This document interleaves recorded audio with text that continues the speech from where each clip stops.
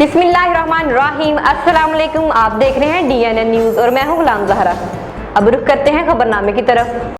खबर शामिल करते हैं जिला सांगड़ से। हमारे नुमाइंदे अमरान अब्बासी की रिपोर्ट के मुताबिक महकमा इतलात हुकूमत Sindh Sanghar 27 November 2023 handout deputy commissioner Sanghar doctor Umran ul Hassan Khwaja की जानिब से आइंदा आने वाले तमाम इंतखाबात में पोलिंग स्टेशन पर सहूलियात की फराहमी को यकीनी बनाने के लिए मुतलका महकमों के अफसरान से अजलास मुनक्कद किया गया।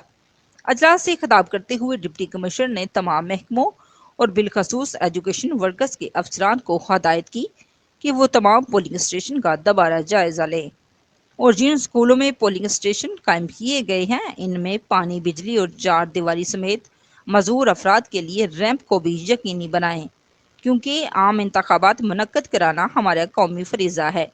इसलिए इस काम में किसी किस्म की कोताही बर्दाश्त नहीं की जाएगी।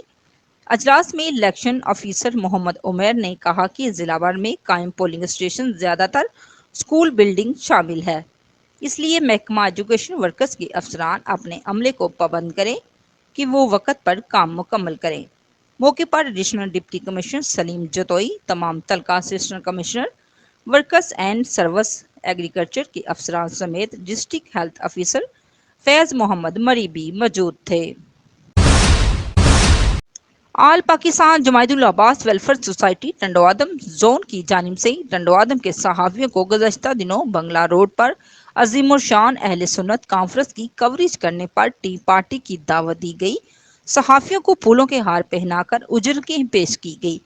आखिर में फ़ारूक अब्बासी ने सहाफ़ियों को कहा कि आप लोग आगे भी ऐसे ही हमारे साथ शाना बशाना खड़े होंगे और सदर फ़ारूक अब्बासी ने कहा कि आप लोगों को मेरी आधी रात को भी ज़रूरत होगी तो मैं भी आप लोगों के साथ शाना बशाना खड़ा होऊंगा और जो मेरी पूरी टीम है वो भी आप लोगों के साथ हर टाइम खड़े होंगे।